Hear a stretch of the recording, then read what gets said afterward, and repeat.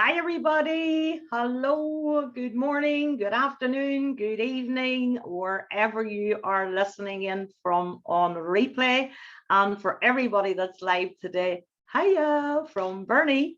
I know some of you know me, and because I've been in the business a very long time, and I know a lot of you don't even know who Bernie Allen is. So I hope to be able to rectify that a little bit today and share with you some of my golden nuggets. And you can see here it says how to build and sustain your business.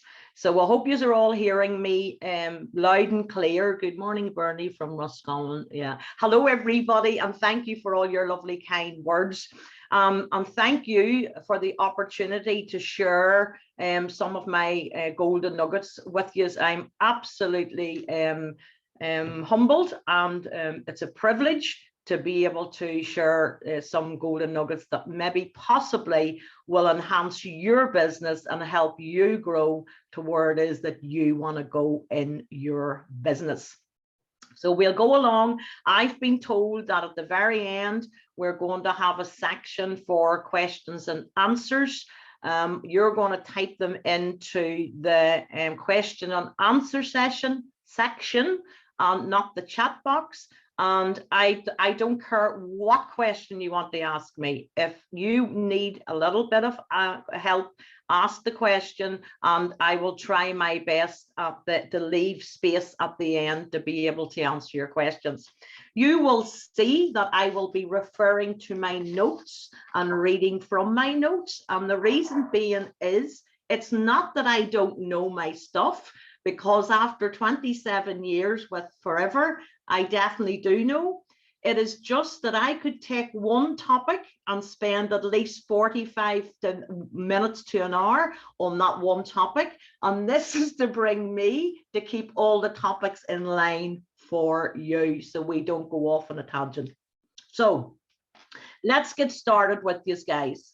And let me hope that my slides start working. Whenever Lorraine and I were practicing, it was not working. Nope.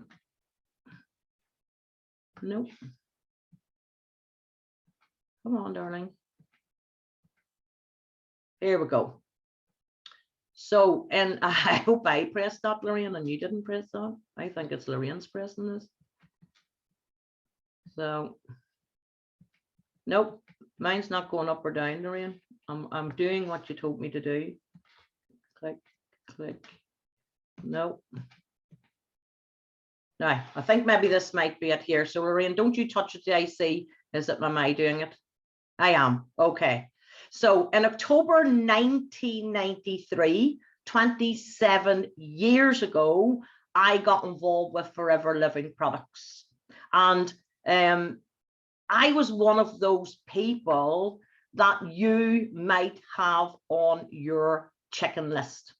Now, people say some people don't even know what a chicken list is, but I will help those people that don't know what a chicken list is. A chicken list is a list of people that you're afraid to ask, or you think these people would not be interested. So people like business owners, you get this impression that business owners have got loads of money and they probably don't want what you've got to offer them.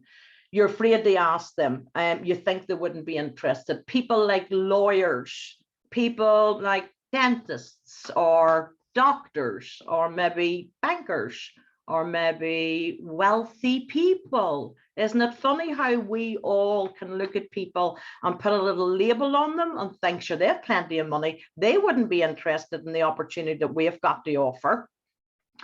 Now, what I'm going to say to you guys is, to the naked eye, I was one of those people, because I had two businesses. I had a restaurant and I had a newsagents, and through no fault of my own, them businesses didn't do well. But to the naked eye, I had two businesses, I had two cars, I had a massive house, I had two beautiful children, have two beautiful children, and a hubby. So Everybody behind closed doors didn't know what was going on. But to the naked eye, I was one of those people on the chicken list. But behind closed doors, my businesses was failing through no fault of my own. My restaurant was in a mall, and the mall wasn't a success, and shop after shop after shop closed down. So you don't have to be a mathematician to work it out. I'm sitting at the bottom of the mall with a restaurant with nobody coming through the door. So nobody coming through the door, no money going through the till. And my little news agents wasn't going to make me rich, but it could pay my bills. And 6 doors up from me, they built a big, massive garage. And the garage swallowed me up. I had to close the doors because I could not compete. They were selling products cheaper than I could actually buy them. So my business was failing. I nearly lost my home. I had a divorce on the cards, and I was in debt to the tune of £78,000. Now, I know that's a lot of money now, but back then my house cost me £23,000. So you can imagine how much £78,000 of debt. But what I've learned since is it doesn't matter if it's £78,000, £7,000 to £8,000, or even £700 to £800. If you're in debt and you do not know how you're going to pay it, the feeling's still the same. That feeling of the pit in your belly. So if you can't pay it, so just offer the opportunity to people. They could be the exact same as me and end up a software manager in your business.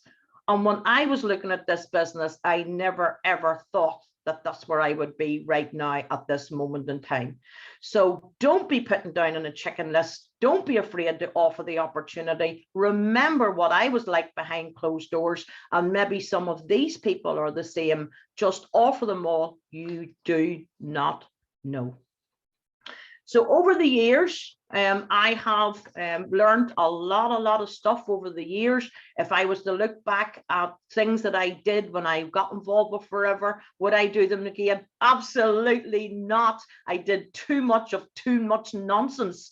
But we were all growing together, and we were all learning together, and times change, society changed, the world changes. So what I want to help you with along the way is some of my golden nuggets that maybe might be of benefit to you. So over the years, what I have learned. So I always start off with the www. This is crucial to building your business, and it's where it all begins, even before you even know whether this person is going to be an FBO or not, even before you know whether there's a possibility of this person being a prospect. Or you could turn a person into a prospect, then into an FBO by knowing this information. And I have used it, still use it all the time. I coach it, I mentor it, I talk about it morning, noon, and night, because it definitely is a way of you learning this stuff and then being able to close the people that you're talking to. So let's start off with the first W. What do you want? Whenever you're speaking to someone, whether it be just in your general everyday, whether it be you're just met somebody, whether you've been talking to them for a long time and you're just having a conversation, and if you happen to say to somebody, Bernie, what is it that you want out of life? I could rattle off things, blah, blah, blah, blah, blah, blah, blah. Little things, medium-sized things, and big things. If somebody says to me, what do you want?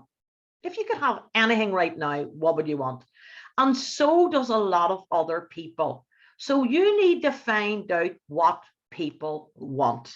And if it's only something like a new mat for their living room, but they can't afford it, or it could be that they want to go first class on an airplane to go to Australia to meet their daughter or son or children or whatever. It doesn't matter. It's what they want that matters. And going deep into what they want, and tell me everything. Tell me the big things. Tell me the wee things. It doesn't matter. I signed someone into the business many moons ago. and she came into the business to buy a pram for her daughters because her daughter was pregnant and she wanted to get what was called a cross pram, I think was the name of it, with the big giant wheels. And she wanted to get this silver cross, that was what it was called, silver cross pram for her daughter. And that's what she joined the Forever for. And she ended up a senior manager in my organization, but she did not join to be a senior manager. I said to her, well, what do you want? She said, oh, I'd love to be able to get a silver cross pram for my daughter for her first baby. Now, after you find out what they want, and you can go in deep, I do a full training on this, how to get them right across. What do you want? What do you want? What do you want? What do you want? And then down from each one of them, we'll draw little arrows, and the next W stands for, why do you want it? Now, this might sound obvious to people. Why do you want it? But never, ever, ever think anything is obvious, because the movie that people are playing in their head about what they want is their movie. Your movie will be entirely different. You will never in your lifetime be able to match somebody else's movie in their head identical to what way they're thinking. Never, ever. So never assume you can. Why do you want it? Here's one that you might assume.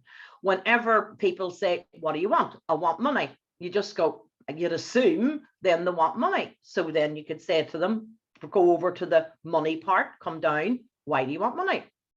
I did this with a young chap. He was about, I don't know, about 23, round about that age, 23, 25, round about that age. And I said, why do you want money? And the answer was, doesn't everybody want money? And I went, no, but why do you want money? Well, I want money because I want money to have money in the bank. And I says, well, why do you want money in the bank? And he looked at me as if to say, is there something wrong with your head? I want money in the bank. And I says, but why do you want money in the bank? Because I want to be in the black and not be in the red. Oh, that's interesting. Now people would have stopped there. And then I said, but why do you want to be in the black and not in the red? Because I don't want to be poor or looking after things like my mommy and daddy did. I don't want to go there. Ah, now we know why you want money. Because you don't want to be struggling like your mommy and daddy. Would that be a right answer? Yes. So now I knew what he wanted and why he wanted it. Two entirely different things, guys. So go deep, go deep, go deep into why do they want them. So the next one is, I have to keep an eye on my phone because if there's anything going wrong, the message comes into my phone. What has stopped you getting it to date? That is a very, very crucial question.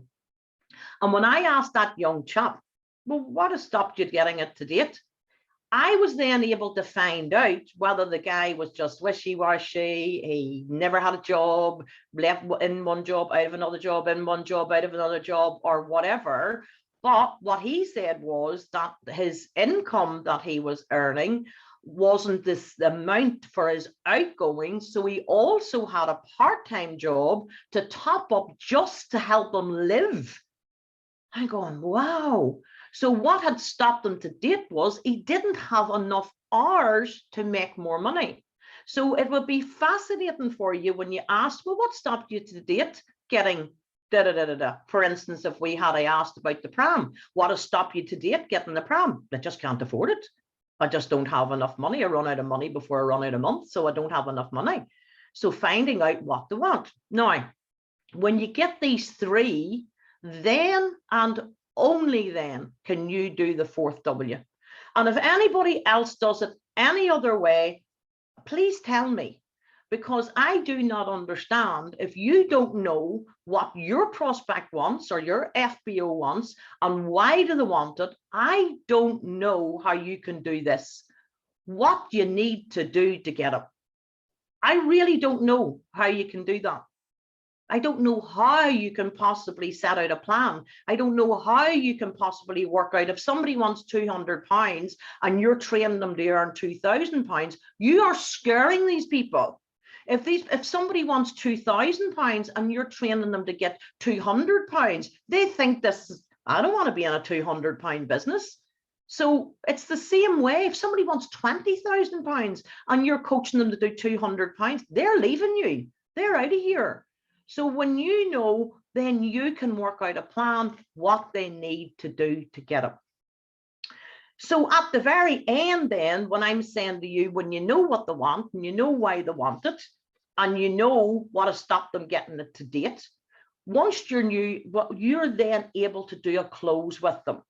And the close can be after you've done a presentation, whatever way you present your company, whatever way you present your business opportunity, whatever way you do it, when you finish that, you now can say the golden line. And I'm going to talk to you about learning one-liners, because one-liners is what you need to learn to build this business. One-liners, and this one-liner is, let's say it's me, and I said that I wanted to pay off my debts, because that's exactly what I wanted to do. And I wanted to pay them off in 5 years. And with my Forever business, I paid £78,000 of debt off in 4.5 years, and I became debt free. But if you said to me, at the very end, Bernie, what do you want? I want to pay my debts off. Why do you want it? Because I don't want to owe anybody any money in business. I want to stand with my head high that I've paid my debts off. What has stopped you getting it to date? Because I don't have a penny, nothing at all. And okay, let's do a plan. I want to pay it off in 5 years, pay it off in 4.5. So you can say to me, Bernie, now can you see how you can pay off your debts in the 5-year program plan? After you've shown me the plan, after you've shown me how to do it. But you cannot say that to me if you don't know what I want. You cannot say to me, now can you see how you can get, if you don't know what I want? It's impossible to say that. And it's impossible to make a plan out for me if you don't know what I want. So I start all the time with the www. So once your new FBO is ready, you need to have a simple, duplicatable system. This is crucial to your business. So the duplicatable system, what I have found, that people are all over the shop and they're trying this, and then that doesn't work, and they're trying that, and then that doesn't work. So they'll go over here and they'll try that over there, and they'll try that over here, and then they'll say, come on, sure, next month we'll try this, and they're all over the shop. So whenever you're doing that, your downline is doing the exact same thing. They're all over the shop because they're following you and they're going, what do we do? Where do we go? So you have, everybody has their own system. And whenever you're a leader in this business, you have the company system, but you also have your own system that you follow for the small parts of your business to get your business off the ground. And if you don't have a duplicatable system, I would quite humbly suggest that it's one of the reasons why your business is going, because you're not duplicating it. So in your duplicatable system, you want to have something to follow. Something to follow. I sign somebody in, they do A, B, C, D, E, F, G. And I promise you, I have that system put together. It took me 2.5 years to put my system together because that bit didn't fit there. So bring that bit up there, and that bit doesn't fit there, bring that bit down there. And by following your system, everybody's doing the exact same thing. But another thing that it helps you do is, if you are talking to people in your team, or you're talking to your downline, or you're talking to your 1 or 2 new members, and let's say the first thing that you suggest that they do is that they get their contacts for you.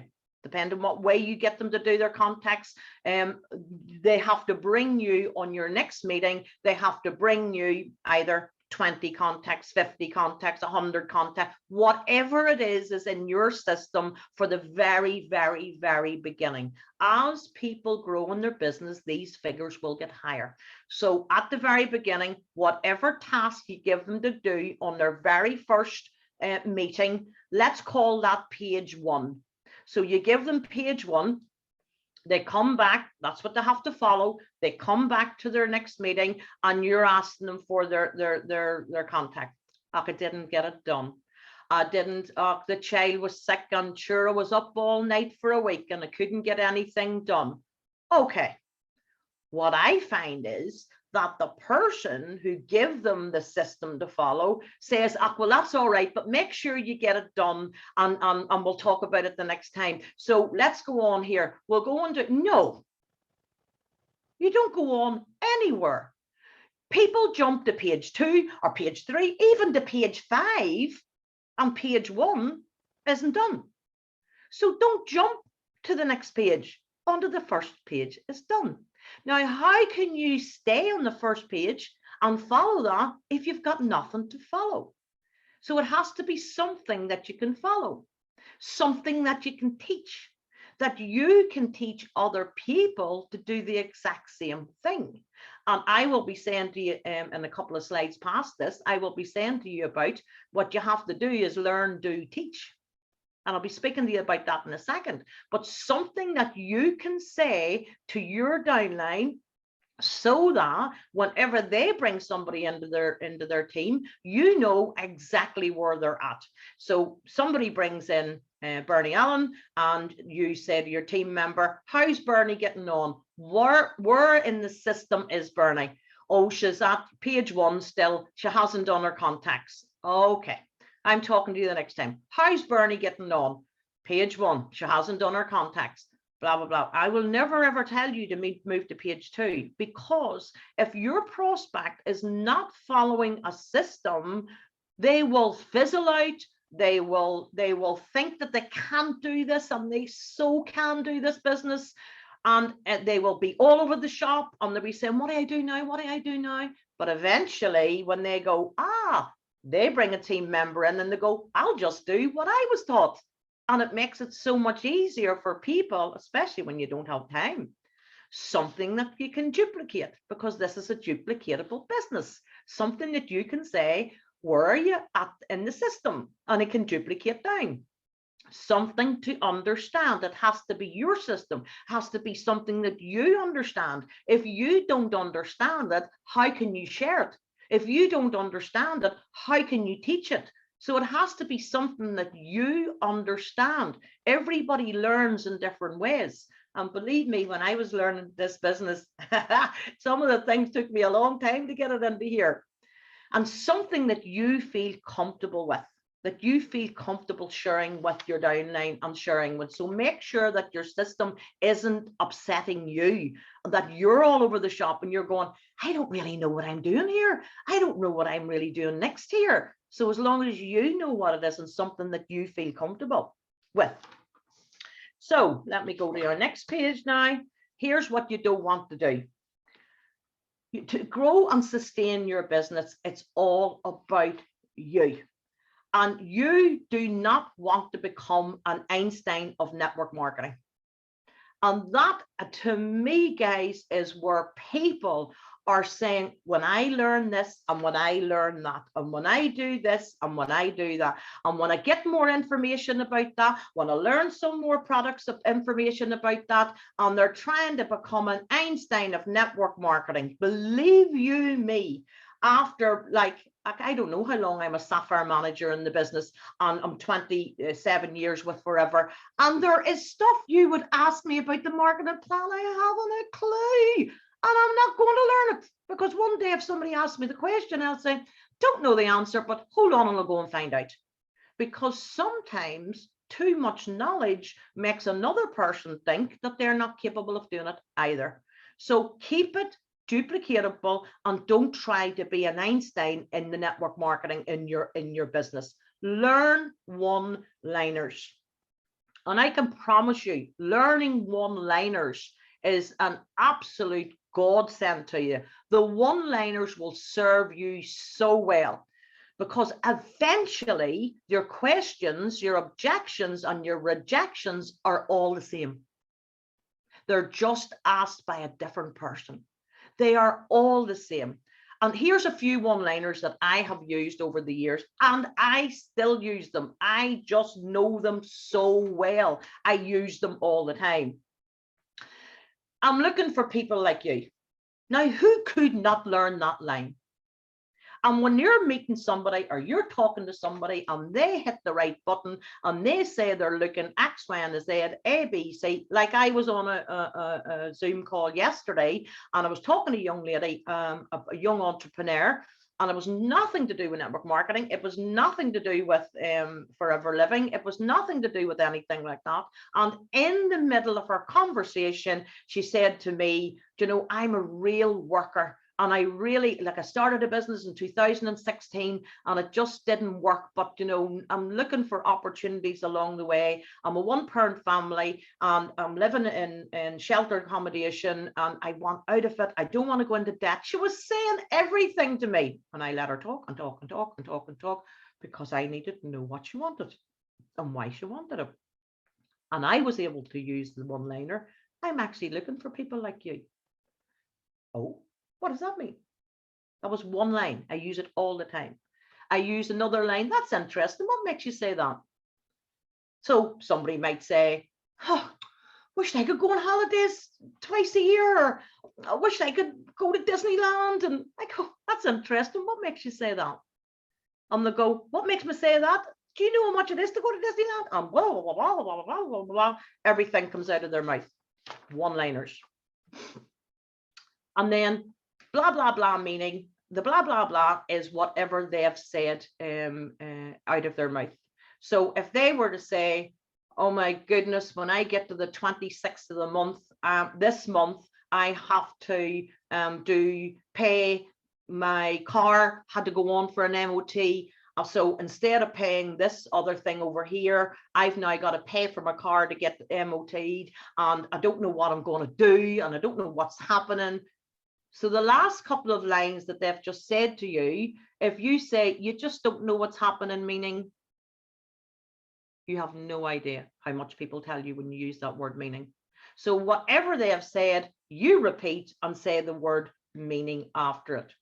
The feel, felt and found, I use it all the time. And the feel, felt and found, for those who'd never heard of feel, felt and found before, it is the most amazing thing to use for objections. When somebody has an objection and you're thinking, oh, how am I going to handle this? Or you do what most people do and you go on the defense. But our products are blah, blah, blah, blah, blah. And our products are the best in the market. And do you know we own the world's plantations of aloe vera? And do you know this? And you go on the defense, them products that you're talking about doesn't have this, this, this, and this. So what the person feels is that you're attacking them. Using the feel, felt and found, and I would suggest if you haven't used it, I've used this for over 20 years to get me out of so many sticky situations. Where I would, if somebody said, let me think, right, if somebody says that product's too dear, I would just think back and say, you know, you agree with them. I'm glad that's the way you feel, because I felt the exact same way. In fact, I did, because when I had no money, I thought the products were too dear. So I'm glad that's the way you feel. I felt the exact same way until I found, oh my goodness, you want to see the condition of my psoriasis. Oh my goodness, you want to see the condition of my headaches I used to get. My goodness, you want to see the condition of my skin from drinking aloe. So you're not attacking them, you're agreeing with them. I help people find their number one priority, and then I help them get it. Sorry, things are popping up on the screen. Thank you very much. Somebody said simple and direct. Thank you. That's the only way I know, Finola. I help people find their number one priority, and then I help them get it. So I was sitting on an airplane and people chat, chat, chat. Your job is to make them talk, not do you talk. Chat, chat, chat. And then eventually they say, and what do you do yourself? Sure, you've had that said to you before. Say, well, I help people find out what their number one priority is in life, and then I help them get it. Actually, what would you say your number one priority is in life? And then they start coming out with stuff. My number one priority would be to leave a legacy for my children. It would be to get a job that I love doing. It would be, that's interesting. What makes you say that? Blah, blah, blah, blah, blah, blah, blah, blah, blah, blah, meaning. And you just go down the whole road of one-liners. And by the time I got off the plane, we had a one-on-one booked. So there are the few that I've used over the line. So for to help you get, oh, here's another one. If I could show you a way to, would you be interested in having a look?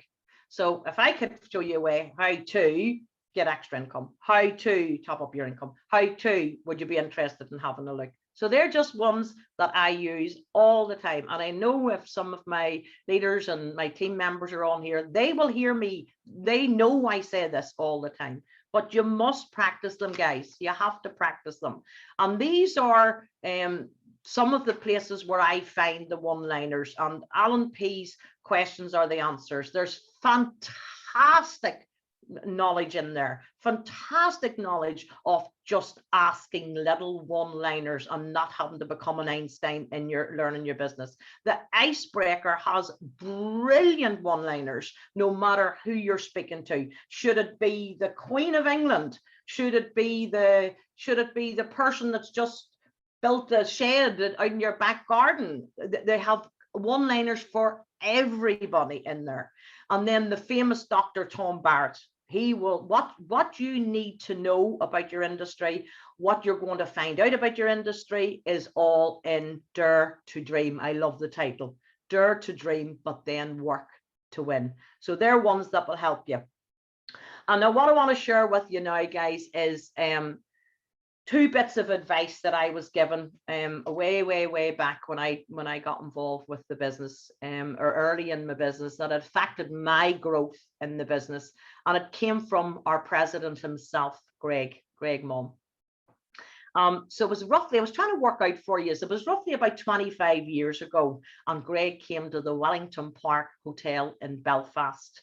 And believe me, if you're doing a meeting in a hotel, the president's son, who he was then, for our founder, Rex Mohan, and his son, Greg, when he walks into your meeting room, it's like, oh my goodness, Greg Mohan's just walked up the steps. It's like, it's like, you can't describe the feeling. But here's the two bits of advice that he gave me that affected. The first thing that he said was, he took the marker and he walked up to the board, the flip chart. And he said, the more people you help get what they want, you automatically get what you want. Because that's what this industry's all about. The more people you help get what they want, you automatically get what you want. And I thought, wow, I don't have to think about me. I can just go out and help people get what it is that they want, and the company automatically reimburses me with the checks and commission and whatever. That's the way my brain went. And I thought, wow, this is brilliant, because it's very hard to think about yourself and me, myself and I, but it's easy to think, how can I help other people? And the second bit was when he said, this business is about a lot of people doing a little instead of you doing a lot. And he then went to the marker, and when he says it's about a lot of people doing a little and instead of you doing a lot, I want to say to you, stop going out there and trying to find your diamond manager, because leaders emerge in this business. I was not a sapphire manager when I joined Forever Living. I was further from that. I wanted £200, £200 to £500, and I thought stretching to £500 was a big deal, not knowing that I would be able to build a global business and help thousands of people build their business as well. So you are missing out in so much by going out there and searching for one specific person. Helping a lot of people do a little is what you want. So he took the marker, and what he did on the board was he did OPAM, which stands for one person a month. And the one person a month is so powerful, it's unbelievable. So what I want to share with you is, let's say here is you in the month of January, and you introduce one person. You have the full month of January to find one person. And at the end of the month, January, there's you and one other person. So now there's two people in your organization. So what is your job? Your job is to show them a duplicatable system that they can do the same. And when you've done their plan, you say to the we'll work out with them, okay, let's find your one person this month. I've defined my one person, but let's help you find your one person. So I go out for my one person, and that person goes out for their one person. So at the end of the month, there's 4 people in your organization, but you only found 2, one in January, one in February. The 4 of you the following month in February, in March, go out and find your one person. I find one, Tom finds one, Sue finds one, everybody just finds one, and you've got 30 to 31 days to find your one person. This is your plan. You've now 8 people in your organization. I know you can't answer me, but I'm going to ask you, is that possible? Of course it's possible. So each one of you go out in April, and there's 16 people in your organization, but you only found one in January, one in February, one in March, and one in April. You found 4 people. Everybody does the exact same thing in May. There's 32 people in your organization, and you've found 5. Now, is it possible that you could go to work and find one person every single month? Of course it's possible. June, there's 64. July, there's 128. So now we're down to July, 7 people you found. August, 256. September, 512. October, 1,124 people in your organization. November, 2048. And December, there's 4,996 people in your organization, and you only found 12. One person a month. Is that possible if you go to work? We all answered the question. Yes, it's definitely possible. So let's look at, drop it to 4,000 people in your team, and each of them's turning over only £500 or €500, yep, a month. That means the turnover in your whole of your organization would be £2 million turnover. Okay, that's a turnover. That's not your money. That's turnover. So you're entitled to between 5 and 18% of that. Let's take 10.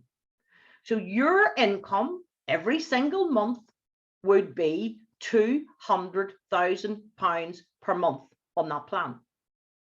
Now, when I said to you, is it possible to go out to work and find one person a month and teach people to do the same? You would say possible. I said possible. But when you get to that type of money, people go, impossible. That's impossible money. You couldn't get that type of money every month. Impossible. Okay, let's go down your road. Impossible. 2,000 of those people leave. Half of them leave. You have £100,000 per month. Half of them leave. Is that possible? Of course it is. You have 50,000 a month. Half of them leave, and you have 500 people in your business. £25,000 a month. If that's too much, half it again. You have 12,500. If that's too much, half it again. When you have 6,250 people, or pounds or euros per month, now, would it be worth it to go and try to get one person a month? Of course it would. A lot of people doing a little and not you doing a lot. This is what influenced me to grow my business instead of me being knackered trying to do everything. Now, what I want to share with you now is that, hold on to make sure what time it is. The LDT.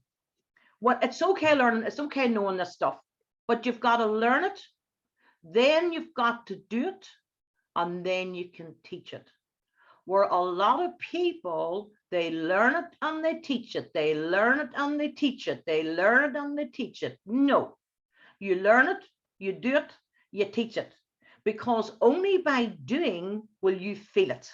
And then you will know how that other person feels whenever they are going through their learning curves themselves.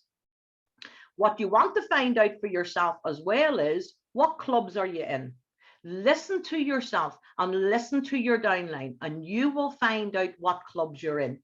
My club was the Whenever Club.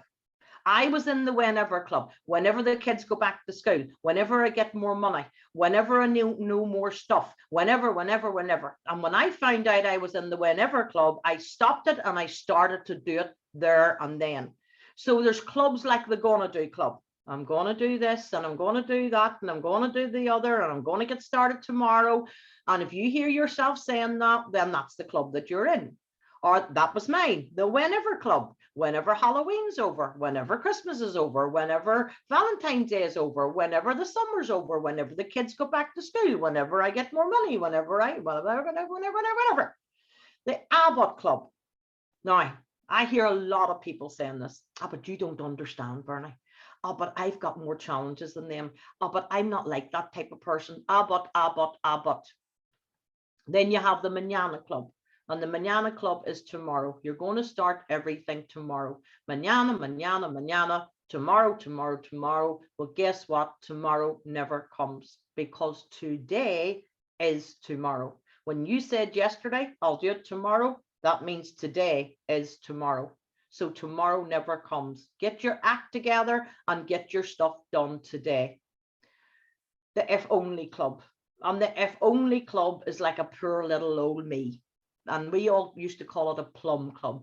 A poor little old me. You don't understand. It's not great. And That is if only I could, and if only you would, and if only they did this, and if only they did that, and you're blaming the whole world, only yourself. And then there's the Excuse-itis Club.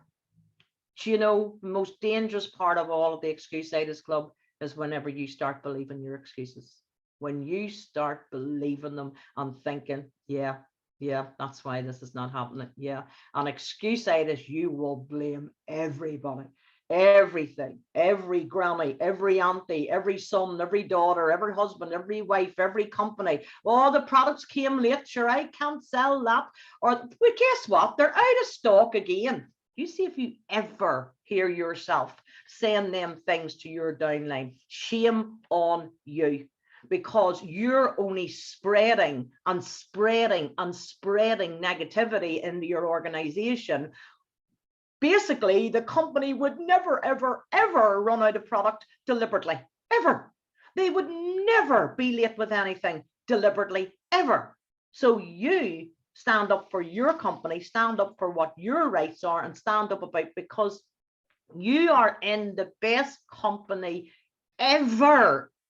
And I can tell you, I have been approached by more network marketing companies than you've had hot dinners.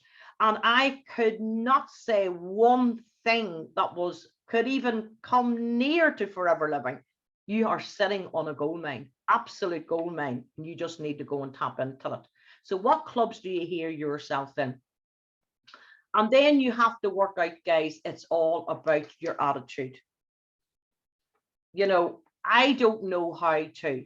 It's not because that you don't know it, you could learn. That's nothing to do with it. Basically, you're afraid of rejection. So it's crucial that you learn how to overcome this. It's crucial you learn how to overcome it, because you will get objections and rejections. And they will all end up being maybe 5, 6, 7 of them will just be the exact same thing over and over and over again. And once you learn how to handle them, then it's just like water off a duck's back. You know, if somebody says to me, nah, that's not for me. I remember I used to think, what did I say wrong? What did I do wrong? What could I have done better? Blah, blah, blah, blah, blah. No, that's just, I learned how to overcome it. And if they say, no, it's not for me, what I would say now is that's interesting. What makes you say that? So learn how to overcome your objections and your rejections. Now, what you want to do also is, which is help, is embrace change. Embrace change. Look, everything now is a new way of living, a new culture, new way of living, new way of working, new way of communicating. And let's look at social media. Social media, whether you like it or not, is how it's how it is. It's just how it is. You have to embrace it. And I've written a note down here for myself to remember to say it to you. It might not be, you have to embrace change. It might not be change for some people listening on here. It just might be the norm. So that is your life and your role. And we're saying you have to embrace change. So it might be the norm. But when you're on social media, be yourself, guys, because people buy people. They totally buy. I think somebody passed a comment here that I'm always the same, because people buy people, and they will find you out. Find your own community. Stop trying to be all things to all people, because that's where you're over there and you're over here and you're around there and you're up there and you're down there, and you don't know whether you're coming or going. If you like, and I've written a few things down, say for instance, you like flower arranging, cars, golf, baking, crafts, puppies, wee dogs, tattoos, mountain climbing, VIP people, celebrities, opera singers, musicals, fashion, anything. You wouldn't go to a musical site and talk about mountain climbing. So when you find all these people that is the same as you, remember that those people know people. They know other people. So it maybe the people that they know isn't interested in mountain climbing, but the person you're talking to is interested in mountain climbing. But then you get into their group of people and they're interested in something else. That's what brings you in amongst other people, not trying to be in everything. You know, they say it's either the cradle or the grave, but please do not try to be in everything, because that's what will put you off. You can see here Alexander Graham Bell. Yeah. In the 19th century, when Alexander patented the phone, everybody thinks that Alexander Bell invented the phone. He didn't. A lot of people did. And there was a chap before him who invented the talking telegraph. And the day that they were patenting the phone and the talking telegraph, if the talking telegraph had come first, then that other scientist would have been the guy who got for making the phone. But Alexander Bell was number 5 in the queue the day that they were doing the patents for the phone, and the other guy was 35th in the queue, and that's why Alexander Bell is always credited for inventing the phone. They invented the phone to help people communicate in the 19th century. Better with each other, communicate better with each other, communicate more with people, a wider area geographically you'd be able to speak to help people socialize differently, and it increased their business. It was business that was the first thing to benefit by this way of communicating. It cut down on time, the time it took to do business, the time that it took for to send messages. It just revolutionized the way business was done. But it wasn't made to stop interaction with people. It didn't say that you couldn't personally eyeball to eyeball people anymore. It just made things quicker. Were people afraid of it? Absolutely. They thought that if they had it in their ear and lightning struck outside, it was going to blow their brains out. Did people think it would stop the way things were done? 100%. They didn't want the change. Did people taboo it and think? Of course they did. But did it become one of the best inventions of all time? Absolutely. Now, can you imagine Alexander Graham Bell and all those scientists now looking at us, and they watch us with a phone in our hand and we don't even talk into it? We don't talk into the phone. We do not speak to people. We don't make phone calls anymore. They'd turn in their grave if they knew that. Well, that was the 19th century. The internet and social media is the communicating way of the 21st century. So embrace it, guys. Embrace it and make sure that you embrace all the things that you do. I love it. Look at me today, speaking to people from everywhere, all around Ireland, all around the UK, and all the people that are listening in from all around the world because of this way of communicating. So people have to embrace communicating on all of these things, and embrace communicating on WhatsApp meetings, Google Rooms, Zooms, Skypes, all the different rooms that they are. As these are your face-to-face platforms now. These are where you meet people now. And it's just the new way of communicating. It doesn't mean that we won't meet people, and it doesn't mean that we won't be able to go out and talk to people face to face. Of course it doesn't. But the world has changed, society has changed, everything has changed. And I think that network marketing is a perfect fit for the way communicating is done in the 21st century. You can talk to more people. It's a bigger geographical area. You can talk to the world about your business. It's duplicatable. It's fast and immediate. You can ask a question to somebody. I was speaking to somebody in Nigeria last night, and they just said blah, blah, blah, and I went blah, blah, blah, back in seconds. And I went, my God, them people's in Nigeria, and I'm speaking to them here from Lurgan, Northern Ireland. So you can speak geographically. You can do 2, 3, 4, 5 meetings a day now because of it. It really is a home-based business that you can offer people that are busy, people with children, people who want to work from home. And because of society now, people are getting a little bit of taste of wanting to work from home, and you have that opportunity to show them how to do it. You can communicate with leaders more, normally that you would never meet. The GLT, the global leaders of the world, you would never get the opportunity to listen to them train, never get the opportunity to be able to see them. And training from the executive committee, that was never heard of before. And you're getting to know your president, Greg Maughan, because of the communicating of it. It is amazing. We used to have to fly to America to hear those people. And when we went to America, we only got 30 minutes speech on the stage, and that was it.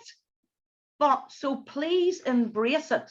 And it's here to stay. Just as Alexander Graham Bell said, the telephone's here to stay, so is the way we communicate. So, and finally, guys, I told you I had to take these notes because I'd have been away off, and many times there, I thought of going off on a little story. So, and finally, on my training today on how to build and sustain your business, let's have a short summary here. Your WWW is crucial to you building your business with your FBOs and helping them get what they want. Your chicken list. Always remember that I was one of those people that people thought I had a wonderful lifestyle, but behind closed doors, it wasn't the same. And maybe those people are the same and would love you to offer it to them.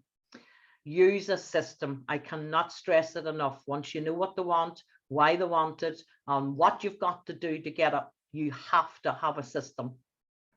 So stop trying to be Einstein. You don't have to learn everything about this industry. You will learn it as you go. You've learned something here today, and you'll learn it as you go, but learn your one-liners to help you go on the way while you're learning.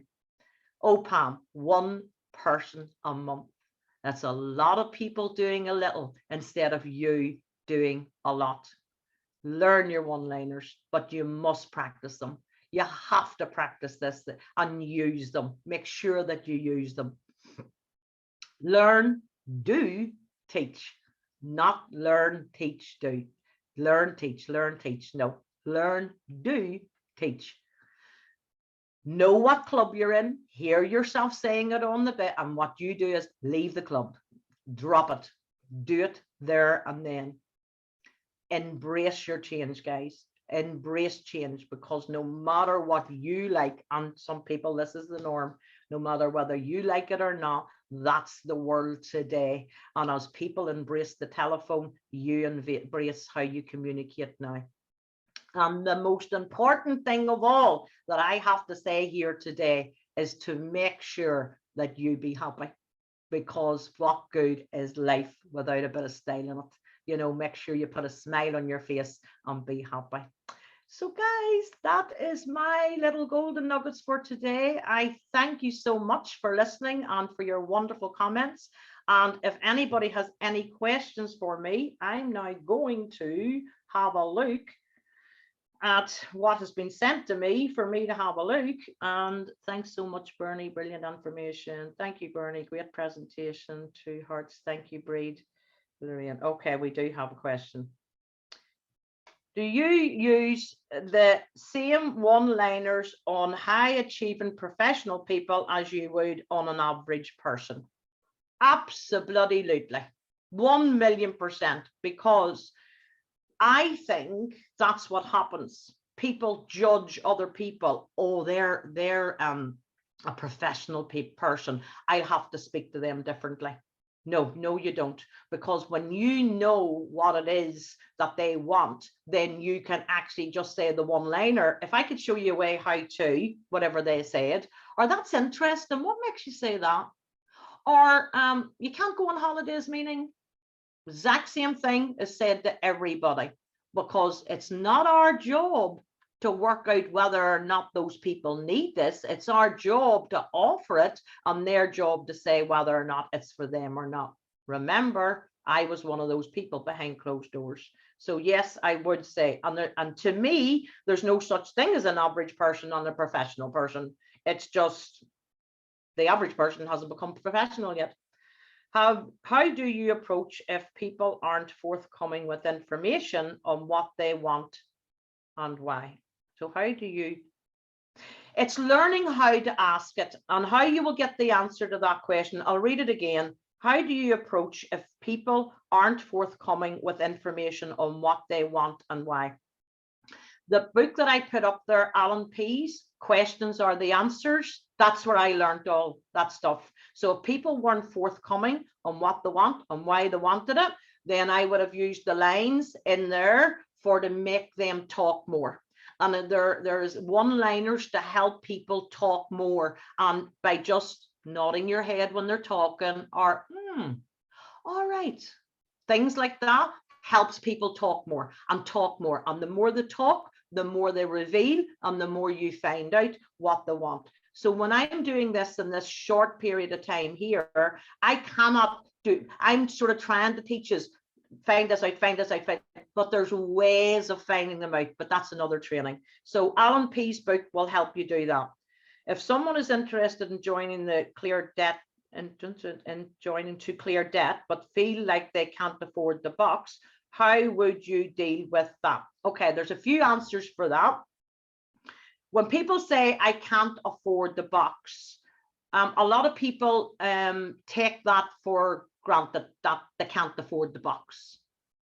Now, that's not really true. They might mean I can't afford the box right now at this moment in time, but I can afford it next Monday.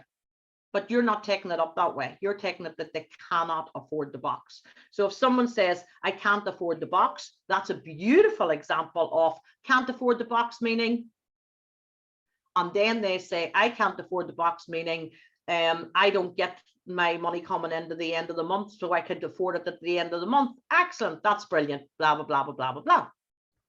So if they say, I can't afford the box, and you say, I can't afford the box, meaning, Bernie, I do not have a penny. I literally can't afford my next week's groceries. I can't afford the box. Okay. If somebody was that deep with me, then I would go into the line. Well, if I could show you a way how you could afford the box, are you interested in putting in the time, effort, and commitment to earning the money to do that? How do I do that? Blah, blah, blah, blah, blah. And then you bring them in so that they can sell a little bit of product, and you help them save the money up to be able to purchase their box. Or you can bring them in with 1cc 1 month and 1cc the next month. And yes, the box is amazing, guys, but never, ever, ever let it stop you building your business. Never let it stop you building your business. I borrowed the money from the credit union for my box, and I nearly didn't. But I would have got it from somewhere. So I think my answer is, don't always assume that they can't afford it. And then my other answer is, the people who genuinely can't afford it, you just help them save the money by helping them between their friends and family, doing a couple of launches, take the money of their profit that they get and put it away for their box. But don't let it stop you growing your business. I hope that answers you. How do you try to recruit people from other network marketing companies? Some people won't listen to any information from me at all. I never recruit anybody from other network marketing companies. Never, have never done, Never will, because if they don't make it work in their own company, they ain't going to make it work with you. It's the rare occasion that you get somebody that jumps from one network marketing company to another network marketing company to another network marketing company to another network marketing, and then makes it work. But if somebody approaches me after watching me and says to me, look, I'm in a network marketing company right now, and I'm not really doing X, Y, Z, I will go right deep in to find out, are they pointing the finger at the company and they're not doing what they're supposed to do to get what they want to get? Or are they working really, really hard and the compensation plan doesn't reward them for what they're doing? That's a different story. But I never go after people from another network marketing company. It's easier to train people that have never done anything than it is to retrain people that think they know it all. And I think marketing companies, some people won't listen to any information from me at all. Yeah, so if people say people won't listen on social media to any information that they get from me at all, try changing your message. Just tweak it and tweak it and tweak it and tweak it, and then all of a sudden a little message will come back and you go, oh, that one worked. Not one thing works all in one go, ever. You got to tweak it and tweak it and tweak it. Yep. So I'm allowed to be on here for 1 hour, and it's 1 hour and 4 minutes. So please let me know if you got great value from that. Thank you for your time. I really do appreciate it. And I do appreciate you sharing your time with me. All right. And I hope to see you all, and all those newbies I've never met. I hope to see you live someday. All right. Bye-bye for now.